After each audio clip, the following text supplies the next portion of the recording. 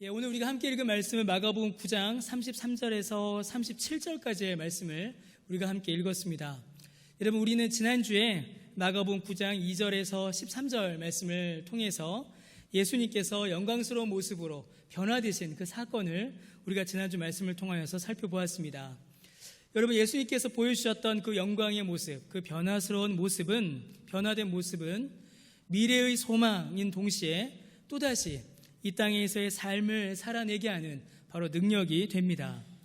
여러분, 우리가 읽지 않았지만 그 마가복음 9장 14절에서 29절에는 예수님께서 행하신 놀라운 기적이 기록되어 있습니다. 2절에서 13절까지는 변화되신 영광의 모습이 있었고 14절에서 29절에는 기적, 예수님이 행하신 놀라운 기적이 기록되어 있습니다. 예수님께서는 제자들이 고치지 못하였던 그 귀신 들린 아이를 예수님께서는 치료해 주십니다. 왜 제자들은 그 아이를 치료하지 못하는가? 그게 이제 9장 19절 말씀에 보면 나타납니다. 여러분, 제자들의 실패, 제자들이 아이를 고치지 못한 것은 바로 믿음의 문제였습니다. 그럼 그들의 믿음이 왜 잘못되었는가? 오늘 본문을 통해서 그들의 믿음, 제자들의 믿음의 문제를 우리는 좀 더 분명히 알 수가 있습니다. 제자들은 섬김이나 복음 증거가 아닌 자신들의 능력을 과시하고 자기를 높이기 위해서 귀신을 쫓아내려고 했던 것입니다. 그들의 믿음은 방향과 목적이 잘못되어 있었던 것이지요. 그러니 그 믿음에 합당한 능력을 발휘할 수가 없었던 것입니다. 그렇게 마가복음 9장 앞부분은 그 내용들을 기록하고 있습니다. 예수님께서 영광스러운 모습으로 변하셨던 것, 그리고 예수님께서 놀라운 능력으로 귀신 들린 아이를 고쳐주셨던 것, 이 두 가지의 사건을 기록을 하고 있습니다. 자, 그런데 그 이후에 예수님께서 이렇게 놀랍고 영광스러운 일들을 행하신 이후에 31절 말씀에 보시면요, 예수님께서는 갑자기 사람들의 손에 넘겨져 죽임을 당하시고 부활하실 것을 예수님께서는 제자들에게 말씀하십니다. 여러분, 사실 이는 앞뒤가 잘 맞지 않는 말씀입니다. 예수님께서 영광스러운 하나님의 모습을 보이셨지요. 그리고 귀신을 쫓아내는 제자들과는 구별되는 놀라운 능력을 예수님께서 행하셨습니다. 여러분, 이러한 일들이 있고 난 후에는 여러분, 자연스럽게 어떤 일들이 따라오게 될까요? 영광스러운 모습을 보였고 놀라운 능력을 행했습니다. 그러면 이러한 일들 뒤에는 사람들이 우러러보고 사람들 안에서 높아지고 사람들의 존경과 사랑을 받으며 영향력을 가지는 것, 곧 성공과 권세가 이어지는 것이 자연스럽습니다. 많은 사람들이 그렇게 생각하고 있고 우리도 그렇게 살아갑니다. 놀라운 모습을 보여줬고 특별한 능력을 한번 행하였으면 사람들 안에서 높아지고 사람들이 따르고 사람들의 존경과 사랑을 받고 이런 일들이 뒤따르는 것이 자연스러운 이치이지요. 여러분, 제자들은 그렇게 믿고 그렇게 기대했습니다. 여러분, 제자들은 로마의 압제 아래 고통받는 이스라엘, 그들의 나라가 이제 회복될 것이다 라는 기대를 그들은 가졌습니다. 이제 다윗 왕국의 영광, 다윗 왕국이 가졌던 권세와 영화를 이제 저 예수님을 통하여서 회복할 수도 있겠다라는 그런 기대, 그런 소망을 제자들이 그들 마음에 가졌습니다. 그러나 예수님의 말씀은 제자들의 기대와는 전혀 다른 말씀이었습니다.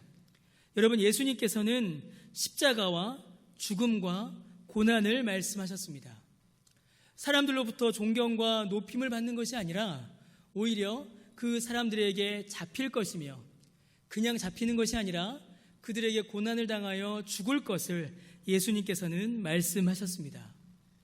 왜냐하면 예수님의 영광도 예수님의 능력도 십자가와 고난을 향한 것이기 때문에 그렇습니다. 여러분, 전혀 어울리지 않은 듯이 보입니다.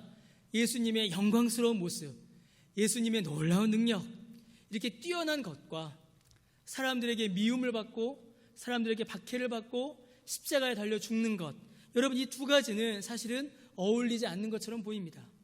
놀라운 모습, 놀라운 능력 뒤에는 사람들의 인기, 사람들의 높임, 사람들의 사랑이 따라와야 되는데 예수님은 이거는 오지 않고 미움과 고난과 박해와 십자가가 예수님에게 따라온다라고 예수님께서는 제자들에게 말씀하시는 것입니다. 왜냐하면 예수님의 영광과 예수님의 능력은 여러분 십자가에서 그 절정을 이루며 온전해지기 때문입니다. 여러분, 제자들은 예수님의 이 말씀을 이해하지를 못했습니다. 정확히 말하면 그들이 믿지를 못한 것이지요. 여러분, 제자들 예수님과 늘 함께 있었고 예수님과 가장 가까이 있는 사람들이었습니다. 그러나 제자들은 아직도 주님의 말씀을 온전히 이해하지도 깨닫지도 마음에 받아들이지도 못하고 있었습니다.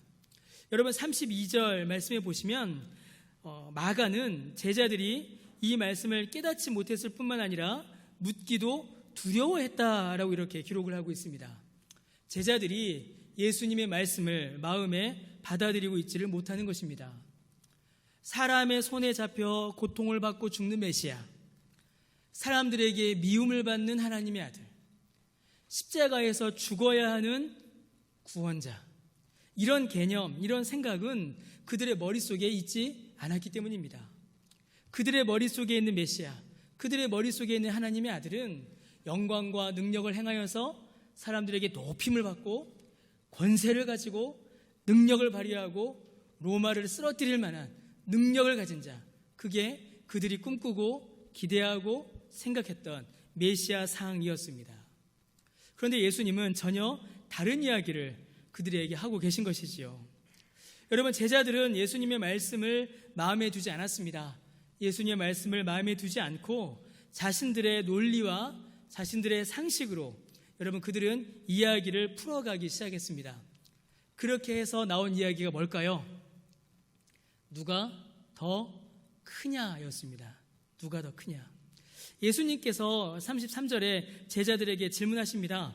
너희가 길에서 서로 토론한 것이 무엇이냐? 이렇게 예수님께서 질문하세요. 여러분, 토론은 뭐죠? 토론? 말을 주고받고 점잖은 거죠. 그런데 제자들이 답을 못합니다. 34절에 보시니까 그들이 잠잠해요. 왜 잠잠했을까요? 왜 잠잠했을까요? 제자들도 부끄러운 걸 알기 때문입니다. 그들도 창피했던 거죠. 왜 창피했어요? 34절 뒤에 보니까 마가는 아주 냉정하게 제자들의 모습을 기록합니다. 이는 길에서 서로 누가 크냐 하고 뭐 했어요? 쟁론했습니다. 쟁론. 자, 그 와중에도 예수님께서는 제자들에게 부드러운 표현을 사용하신 겁니다. 너희들 무슨 토론했니? 무슨 이야기했니? 했는데 실상은 뭐였던 거죠? 그들이 서로 누가 크냐 하고 쟁론했습니다. 여러분, 쟁론이 뭘까요? 쟁론은 토론이 아닙니다. 쟁론은요, 여러분, 죽을 듯이 살 듯이 그냥 죽을 똥 살 똥 악을 쓰고 이렇게 싸우는 겁니다. 막 싸우는 거예요. 말싸움 정도가 아닙니다. 정말로 내가 너를 꺾지 않으면 내가 오늘 밤 잠을 자지 않으리라. 오늘 네가 지든 내가 지든 둘 중에 하나 결판을 내자 하고 싸우는 게 쟁론입니다. 그러니까 제자들이 예수님을 따라오면서 예수님께서는 십자가와 고난, 나 이제 죽을 거야, 나 이제 십자가 질 거야, 그 말씀 하시는데 제자들은 내가 더 위야, 내가 더 권세가 있지, 내가 더 리더야, 내 말을 더 들어야지, 그런 싸움을 하고 제자들이 예수님을 따라오고 있었던 것입니다. 그러니까 얼마나 달라요. 예수님은 이제 나 십자가에 달린다 하시는데 제자들은 그 와중에 내가 더 높아 이러고 있었던 겁니다. 그러한 제자들의 싸움에, 그러한 제자들의 쟁론에, 그러한 제자들의 토론에 예수님께서 답을 주십니다. 자, 그런데 여러분, 예수님의 답은 그들의 기대와 완전히 다른 것이었습니다. 그들은 아마도 예수님께서 서열을 정리해 주시기를 기대했을 것입니다. 베드로, 네가 넘버 1, 야고보, 요한, 너희들은 넘버 2, 넘버 3, 그러니까 야고보, 요한 밑으로는 다 베드로 말 들어, 이렇게 해 주시기를 그들은 아마도 기대했을 것입니다. 그들 안에 순서가 매겨지고 누가 더 위고 누가 더 리더십을 가져야 하는지 그걸 정리되기를 그들은 아마 기대했을 겁니다. 네가 위다, 네가 아래다, 그 말을 기대했지요. 그러나 예수님께서는 그런 말씀을 하지 않으셨습니다. 예수님의 말씀은 그들의 기대와는 완전히 다른 것이었습니다. 여러분, 제자들의 기대만이 아니었습니다. 예수님의 말씀은 그 당시 세상 사람들이 가지고 있었던 이해와도 완전히 다른 것이었습니다. 그 당시 세상의 문화, 그 당시 세상의 풍습, 심지어 유대교 안에서도 받아들일 수 없는 전혀 다른 이야기를 예수님께서는 제자들에게 말씀해 주셨습니다. 크게 두 가지의 말씀을 해주셨지요. 여러분, 예수님의 대답은 간단했습니다. 바로 35절에 예수님의 첫 번째 대답이 나옵니다. 예수님께서 앉으사 12제자를 불러서 말씀하셨습니다. 35절에 뭐라고 말씀하셨나요? 누구든지 첫째가 되고자 하면 무사람의 끝이 되며 무사람을 섬기는 자가 되어야 하리라. 여러분, 예수님의 말씀은 간단했습니다. 높아지려면 낮아져야 하고, 첫째가 되려면 끝이 되어야 하며, 권세를 가지려면 섬기는 자가 되어야 한다라고 예수님께서 말씀하셨습니다. 그냥 낮아지는 것, 그냥 잠시 겸손해지는 것이 아닙니다. 여러분, 이 본문은 이제 NIV, 영어 성경 중에 NIV 성경을 보면 좀 더 정확하게 번역이 되어 있습니다. 뭐라고 번역되어 있냐면, 모든 사람들의 제일 마지막, 모든 사람들의 종, 그렇게 번역이 되어 있습니다. 제자들은 지금 내가 더 높아, 네가 더 높아 그러고 있는데, 예수님께서는 뭐라고 말씀하세요? 높은 자가 되려면 낮아져야 하고, 첫째가 되려면 끝이 되어야 하고, 권세를 가지려면 섬겨야 한다, 종이 되어야 한다라고 말씀하십니다. 여러분, 이는 당시 세상의 관점으로는 받아들일 수가 없는 말이었습니다. 여러분, 세상 관점만이 아니라 오늘날 우리도 어쩌면 비슷한 생각을 가지고 있는지 모릅니다. 그 당시 세계는, 그 당시는 일반적으로 누군가를 섬기는 것, 누군가의 밑이 되는 것, 누군가의 아래에 들어가는 것, 누군가의 명령을 받는 것, 그것을 굉장히 모욕적이고 위신을 떨어뜨리는 것으로 생각했습니다. 높아지고 명령하고 자기의 뜻을 주장하고 섬김을 받는 것, 그게 명예고 그게 체면이지 누구를 섬기는 것은 모욕이다라고 그 당시 사람들은 생각하고 있었습니다. 그러니 그 당시 사람들의 이 생각에서 예수님의 이 말씀은 받아들일 수가 없는 거죠. 어떻게 낮아지는데 높아지고 어떻게 섬기는데 주인이 됩니까? 그런데 예수님께서는 그렇게 말씀하셨습니다. 여러분, 예수님의 말씀은 거기서 그치지 않으셨습니다. 36절, 37절에 예수님의 두 번째 대답이 나옵니다. 36절에 보니까 예수님께서는 어린아이 하나를 데려오십니다. 그리고 그들 가운데 세우시고 안으시며 제자들에게 말씀하십니다. 37절에 예수님 뭐라고 말씀하시죠? 누구든지 내 이름으로 이런 어린아이 하나를 영접하면 곧 나를 영접하며, 누구든지 나를 영접하면 나를 영접함이 아니요 누구요? 나를 보내신 이를 영접한다. 여러분, 예수님을 보내신 이가 누구시지요? 예수님을 누가 보내셨습니까? 하나님이 보내셨죠. 그럼 이 말씀은 무슨 말씀이에요? 여기 있는 어린아이 하나를 영접하면, 여기에 있는 어린아이 하나를 섬기면 누구를 섬기는 것입니까? 하나님을 섬기는 것이다. 하나님을 영접하는 것이다. 그렇게 예수님께서 말씀해 주시는 것입니다. 여러분, 여기서 나온 이 어린아이가 어떤 존재인가를 우리가 잘 이해해야 합니다. 오늘날의 이미지로 어린아이를 생각하시면 안 됩니다. 어린아이, 순수하고 착하고 순진하고 믿음에 의심이 없는 존재, 그거는 요즘 시대에 우리가 만들어낸 이미지입니다. 성경이 말하는 어린아이는 그런 이미지가 아닙니다. 여러분, 성경이 말하는 어린아이는 삼무예요. 무자격, 무능력, 무가치. 이 세 가지의 대명사가 바로 어린아이입니다. 하나님 나라에 들어가기도, 대접을 받기도, 섬김을 받기에도 무자격하고 무능력하고 무가치한 자, 심지어 성인이 되기 전까지는 노예와 다름없는 취급을 받는 자, 그게 바로 어린아이였습니다. 그래서 여러분, 그 당시에는 어린아이를 영접한다, 어린아이를 섬긴다라는 것은 여러분 상상도 할 수 없는 일이었습니다. 어린아이는 어른을 섬겨야 하는 존재이지 어른의 섬김을 받을 수 있는 존재가 결코 아니었습니다. 어디 감히 애가, 이건 가능했죠.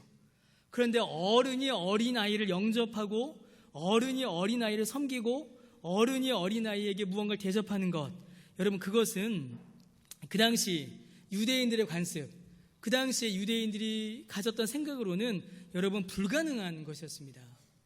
그런데 그러한 어린아이를 섬기는 것이, 그렇게 무자격하고 무능력하고 무가치한 그 어린아이를 섬기는 것이 곧 하나님을 섬기는 것이다라고 예수님께서 말씀해 주십니다. 여러분, 세상의 가치와 전혀 다른 말씀이고 제자들이 지금까지 믿어왔던 유대교의 신앙과도 완전히 다른 말씀입니다. 예수님께서는 지금까지 제자들이 가지고 있었던 모든 개념들, 높아짐과 권위에 대한 모든 생각들을 예수님께서는 지금 모두 다 무너뜨리고 계신 것입니다. 모두 다 무너뜨리시고 예수님께서는 다시 처음부터 권위와 높아짐에 대한 개념을 제자들에게 다시 알려주고 계십니다. 사랑하는 성도 여러분, 우리도 이러한 무너짐과 다시 세워지는 과정이 필요합니다. 여러분, 우리도 알게 모르게 제자들과 같은 고민, 제자들과 같은 논쟁을 하고 있는지 모릅니다. 안타깝게도 한국 교회 안에 여전히 남아있는 많은 문제 중에 하나가 이제 서양 사람들이 말하는 겁니다. 서양의 많은 신학자들이 한국 교회를 보면서 하는 말 중에 여러 가지 표현이 있는데 무슨 말을 하냐면 유교화된 기독교다라는 말을 합니다. 유교화된 기독교. 오늘날 기독교 신앙, 이 말씀의 원리가 우리의 삶 안으로 들어오지 못하고 우리가 말씀대로 살아가지 못하는 가장 큰 방해물 중에 하나가 여러분 우리 안에 남아있는 유교 문화입니다. 여러분, 유교가 나쁜 건가요? 유학이 나쁜 건가요? 제가 일부 예배 때 잠깐 말씀드렸는데 저희 할아버지가 훈장을 하셨습니다. 그래서 저는 어려서부터 유학에서 자랐습니다. 유학에서 컸습니다. 그 여러분, 유학이 나쁜 건가요? 유학이 효를 말하고 충을 말합니다. 그 자체는 나쁜 게 아니죠. 그것 자체는 어떤 면에 있어서는 성경의 가르침과도 일치하는 것이 있고 우리의 삶에 적용될 때도 있습니다. 그러나 오늘 말씀처럼 성경이 우리에게 알려주는 삶의 원리, 성경이 우리에게 알려주는 삶의 모습은 유학을 뛰어넘는 것입니다.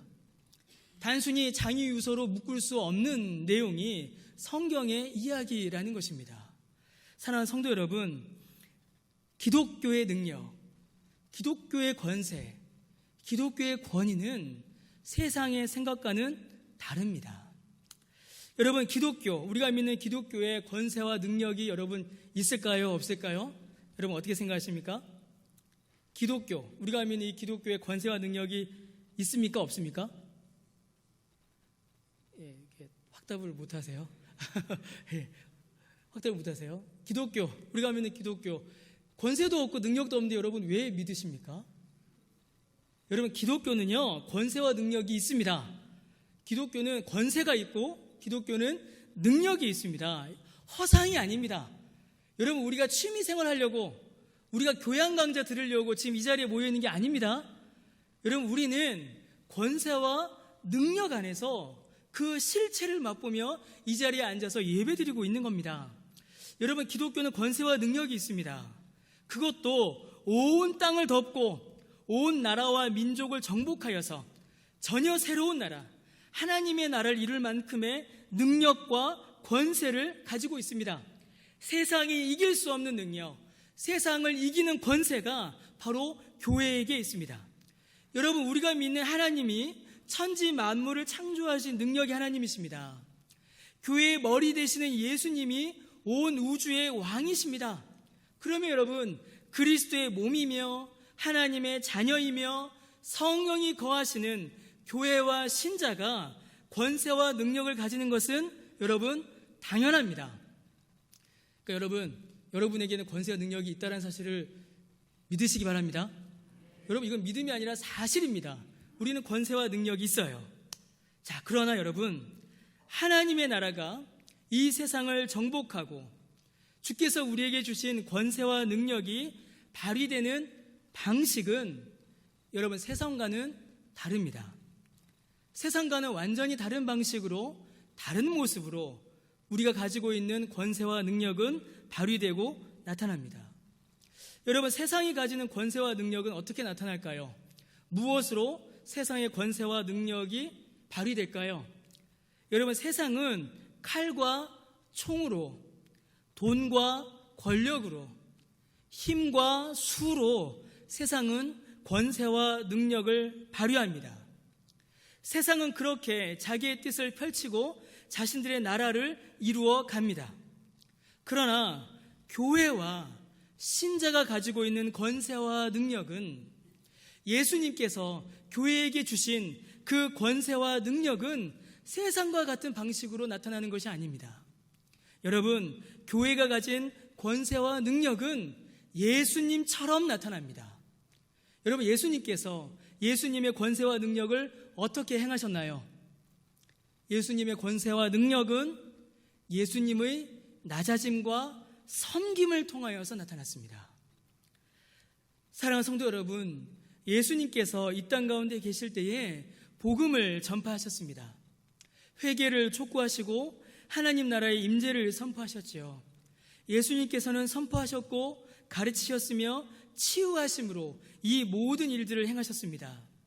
그리고 그 모든 일들이 실제로 이루어지고 사람들 사이에 전해지는 방식은 여러분, 예수님의 낮아짐과 예수님의 섬김이었습니다. 여러분, 예수님께서 제자들의 발을 씻기셨습니다. 여러분, 그 당시에 사람들의 발을 씻기는 존재는 누구였을까요? 노예였습니다. 노예나 종들이 사람들의 발을 씻겼습니다. 왜 그럴까요? 그 당시 사람들의 발은 너무 더러웠거든요. 너무 더러웠습니다. 만지는 것조차 싫을 정도로 더러운 게 그 당시 사람들의 발이었습니다. 지금 우리 발하고 다릅니다. 왜 그럴까요? 샌들 신고 다녀야 되죠. 모래밭, 자갈밭 걸어 다녀야 했습니다. 굳은 살, 먼지, 때 가득한 게 그 당시 사람들의 발이었습니다. 그러니 그 발을 씻기는 자는 가장 천한 자가 그 발을 씻기는 거죠. 그런데 예수님께서 제자들의 발을 씻기셨습니다. 가장 더럽고 가장 만지기 싫고 가장 추한 거를 가장 낮은 자리에서, 종의 자리에서 예수님께서 만지신 것입니다. 사랑하는 성도 여러분, 예수님께서 제자들의 발을 씻기신 이 사건은 사실 예수님께서 행하셨던 모든 섬김 중에 여러분 작은 일에 불과합니다. 왜냐하면 제자들은 유대인이잖아요. 그나마 유대인이지 않습니까? 예수님께서 행하셨던 수많은 섬김 중에 극히 일부에 불과합니다. 우리가 그 세족식을 그렇게 귀하게 보는 건요, 우리가 그렇게 못하니까 그렇게 귀하게 보는 것이지, 실제 예수님께서 행하셨던 많은 섬김 중에 극히 일부에 불과합니다. 여러분, 예수님께서 어떤 사람들을 섬기셨습니까? 예수님께서 섬기신 자들, 여러분, 예수님께서는 가장 낮은 자들, 더러운 자들, 사람들이 함께하기 싫어하는 사람들을 예수님께서 섬기셨습니다. 그게 누굽니까? 어린아이, 이방인, 귀신 들린 자, 혈루병 앓던 여인, 중풍병자, 못 보는 자, 못 듣는 자, 세리, 가늠한 여인, 더러운 사람, 부정한 사람, 자격 없는 사람, 가치 없는 사람, 능력 없는 사람, 그들을 예수님께서는 섬기셨습니다. 원수를 사랑하셨고 먹이셨고 고치셨고 살리셨습니다. 가장 높으신 분이 가장 낮은 곳으로 가셨지요. 가장 거룩하신 분이 가장 더러운 자들과 함께 하셨습니다. 가장 강하신 분이 가장 약한 자가 되셨습니다. 여러분, 섬김의 자리에서 예수님께서 섬기셨습니다. 왜요? 예수님께서 힘이 없어서가 아니었습니다. 예수님께서 능력이 없어서가 아니었습니다. 여러분, 오늘 말씀대로 예수님께서는 첫째이시기에, 예수님께서는 가장 높은 자이시기에, 예수님께서는 가장 높은 권세와 가장 많은 능력을 가진 분이시기에 가장 낮은 자리에서 가장 마지막이 되어 모두를 섬기는 자가 되신 것입니다. 왜냐하면 죄인들을 죄와 사망의 저주에서 건지시기 위해서입니다. 바로 저와 여러분을 위해서입니다.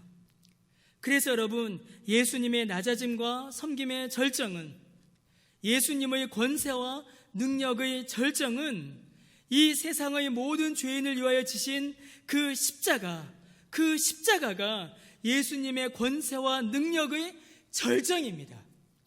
예수님께서 죽기까지 낮아지셨습니다. 바로 저와 여러분을 위한 섬김이지요. 십자가를 지심으로 예수님이 이기셨습니다. 그 이김 어디 갔을까요? 예수님이 십자가를 지심으로 지셨기 때문에 우리가 죄를 이기게 되었습니다. 여러분, 예수님께서 고난받으심으로 죽으셨습니다. 그런데 예수님이 죽으셨기 때문에 우리의 모든 죄가 죽었습니다. 여러분, 예수님이 부활하셨습니다. 예수님이 부활하셨기 때문에 우리도 새로운 생명을 얻게 되었습니다.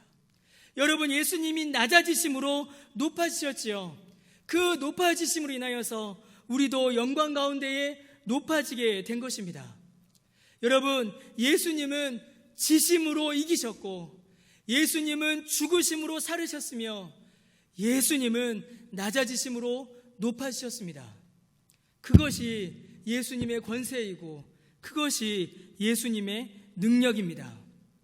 사랑하는 성도 여러분, 그렇다면 예수님을 믿고 예수님을 따르는 우리의 권세와 우리의 능력은 여러분 무엇으로 나타나고 어떻게 발휘될 수 있겠습니까? 여러분, 교회의 권세, 신자의 능력은 여러분 무엇이겠습니까? 예수님께서 행하신 것이 교회의 권세이고 교회의 능력입니다. 그렇다면 낮아짐과 섬김이 교회의 권세이며 신자의 능력인 것입니다. 여러분, 세상은 이거 못합니다. 세상은 이걸 할 수가 없습니다. 세상은 낮아지고 섬기는 것이 권세를 잃어버린 것이고 무능력한 것이다 라고 생각합니다. 그러나 예수님께서 하셨듯이, 그리고 우리도 낮아짐과 섬김으로 우리에게 맡기신 이 권세를 행하며 우리에게 맡기신 이 능력을 발휘할 수가 있는 것입니다. 여러분, 교회는 자기 세를 과시하고 목소리를 높이고 주장을 관철시키는 것으로 영향력을 발휘하는 것이 아닙니다. 목소리 큰 사람이 영향력 가지고 힘 있는 사람이 이긴다. 여러분, 이것은 세상의 이치이죠. 교회는 높은 자가 낮은 자리에서 섬기는 것이며 낮은 자가, 약한 자가 섬김을 받는 곳입니다. 어린아이 같은 자가 높아지는 것이며 사도들과 같은 자들이 낮아지는 것이지요. 여러분, 세상이 할 수 없는 일입니다. 세상은 어떻습니까? 자기 자리를 지키는 게 능력이죠. 자기 자리를 지키는 게 권세입니다. 그런데 그리스도인은, 교회는, 신자는 양보하는 게 능력이고 남에게 주는 게 권세입니다. 세상은 내 거 하나 더 갖는 게 권세이지요. 세상은 내 거 하나 더 가지고 다른 사람 거 뺏고 내가 더 높아지는 게 능력입니다. 그런데 교회는, 그리스도인은 내 거 남에게 주고 내가 낮아지고 그게 능력입니다. 세상은 이익을 얻는 게 권세이지요. 그런데 교회는 손해보는 게 권세입니다. 세상은 남을 비판하고 비난하여서 쓰러뜨리는 게 능력이죠. 그러나 교회는, 그리스도인은 비판받고 비난받을 때에 십자가에 달려 모욕당하신 그 예수님 생각하며 인내하고 참고 위하여 기도하는 것이 교회의 권세이고 교회의 능력인 것입니다. 사랑하는 성도 여러분, 세상은 직분을 가지고 자리를 가지면 그에 따르는 권세를 누리고 섬김을 받습니다. 그러나 교회의 직분은 섬김을 받는 자리가 아니라 섬기는 자리입니다. 교회의 머리이시고 주인이신 주님께서 가장 낮은 곳에서 섬기시는데 어떻게 교회의 직분이 섬기지 않을 수가 있겠습니까? 교회의 직분은 권세의 이름이 아니라 섬김의 이름인 것입니다. 그래서 여러분, 최소한 교회 안에서는 약한 사람들이, 어린 사람들이, 부족한 사람들이 여러분 눈치 보면 안 됩니다. 여러분, 그들에게 무례히 행해서도 안 됩니다. 고린도전서 13장에 사랑이 기록되어 있죠. 여러분, 고린도전서 13장에 왜 갑자기 사랑이 기록되어 있겠습니까? 은사잖아요. 여러분, 은사가 뭡니까? 재능이 은사가 아닙니다. 은사는 교회와 성도를 유익하게 하는 게 은사입니다. 그 은사 중에 최고가 뭐라고요? 사랑인 겁니다. 교회에게 명령하는 사랑인 것이지요. 인내와 온유와 겸손으로 사랑하는 것. 여러분, 그것이 바로 낮아짐이며 섬김이며 사랑이며 능력이며 권세인 것입니다. 여러분, 그래서 교회에서 섬기면 어떤 일이 일어나는지 아십니까? 교회는 여러분 서로 섬김으로 유익을 얻게 됩니다. 말로 할 수 없는 유익을 얻게 됩니다. 섬기면 여러분 어떤 일이 일어날까요? 여러분의 옆에 계신 분을 여러분이 섬기세요. 오늘 한번 꼭 섬기십시오. 여러분 옆에 계신 분. 자, 여러분 옆에 계신 분이 누굽니까? 뜬금없이 제가 질문했죠. 여러분 옆에 계신 분 누구십니까? 남편, 아내, 가족, 친구, 집사님, 권사님, 장로님, 그렇죠? 있을 수 있습니다. 그런데 여러분, 겉모습만 보지 마시고 그분의 중심을 한번 꿰뚫어 보시길 바랍니다. 자, 여러분, 교회가 뭐죠? 그리스도의 몸이죠. 교회는 그리스도의 몸입니다. 그러면 우리 한 사람 한 사람은 무엇이라고 말합니까? 성경에서 지체라고 합니다. 지체가 뭐죠? 손가락, 발가락, 팔, 다리가 지체입니다. 교회가 그리스도의 몸이고 우리가 교회의 지체래요. 그러면 여러분이 옆에 계신 분을 섬기시면 여러분은 누구를 섬기시는 겁니까? 예수님 섬기시는 겁니다. 예수님 섬기시는 거예요. 여러분, 예수님 섬기는 거 별거 아닙니다. 내 옆에서 함께 예배 드리는 사람, 내 옆에서 함께 신앙생활하는 사람, 그 사람을 낮아짐으로 섬기시면 그게 예수님 섬기는 겁니다. 여러분, 이게 얼마나 복된 일입니까? 이게 얼마나 귀한 일입니까? 그럼 여러분, 반대로 여러분이 섬김을 받으시면 어떤 일이 벌어질까요? 옆 사람이 나를 섬겨줘요. 옆 사람이 나를 도와줍니다. 이거 누가 나를 섬겨주는 거죠? 옆에 계신 권사님이, 옆에 계신 집사님이 나를 도와주는 게 아닙니다. 옆에 있는 사람이 나를 섬기면 예수님이 나를 섬기시는 겁니다. 예수님이 나를 도와주시는 것이고 예수님이 나를 붙들어 주시는 것이지요. 그러면 여러분, 섬기면 누가 복을 받을까요? 섬기는 자도 복을 받고 섬김을 받는 자도 복을 받는 것입니다. 예수님 섬기는 것이고 예수님의 섬김을 받는 것입니다. 여러분, 이 복된 섬김 여러분 행하지 않으시겠습니까? 여러분, 저는 우리 교회가 이 낮아짐과 섬김으로 충만한 복을 누리는 우리 강변교회가 되기를 정말 진심으로 기도합니다. 저와 여러분, 우리 모두가 이 낮아짐에서, 이 섬김에서 놀라운 복을 받는 저와 여러분 되시기를 주님의 이름으로 간절히 축원합니다. 그런데 여러분, 우리는 자꾸 세상 방식을 따라가려고 합니다. 사랑하는 성도 여러분, 우리도 모르는 사이에 자꾸 제자들처럼 세상처럼 그렇게 하려고 합니다. 여러분, 혹시 우리끼리 싸우고 있지 않으세요? 혹시 우리 안에 쟁론이 있지 않습니까? 우리 안에 누가 큰지, 누가 위인지, 누구 말이 더 권세가 있는지, 누구 말을 더 들어야 하는지, 여러분 혹시 그것 때문에 우리가 싸우고 있지 않습니까? 예수님을 따른다라고 하지만, 예수님을 믿는다라고 하지만 예수님처럼 하지 않고 세상처럼 하려고 하진 않습니까? 여러분, 우리가 예수님의 능력과 권세를 말하지만 실제로는 세상의 능력과 권세를 추구할 때가 여러분 우리 안에 있지 않습니까? 여러분, 세상을 향해서도 우리는 이 말씀을 꼭 기억해야 합니다. 여러분, 우리가 세상과 싸우면 이길까요? 질까요? 어떻게 생각하세요? 우리가 세상과 싸우면 이길까요? 질까요? 진다, 이긴다, 많은 의견이 있습니다. 세상과 싸우면 질까요? 이길까요? 집니다. 그런데 궁극적으로는 반드시 이깁니다. 세상은 이깁니다. 세상이 이긴 게 아니죠. 교회는 세상을 반드시 이깁니다. 자, 그러면 교회가 세상을 어떻게 이길까요? 교회가 세상을 어떻게 승리할 수 있겠습니까? 여러분, 돈으로 우리가 세상을 이길 수 있겠습니까? 우리보다 돈 많은 사람이 얼마나 많은데요. 여러분, 권력으로 우리가 세상을 이길 수 있겠습니까? 권력이 그렇게 호락호락합니까? 여러분, 힘으로 우리가 세상을 이길 수 있을까요? 아닙니다.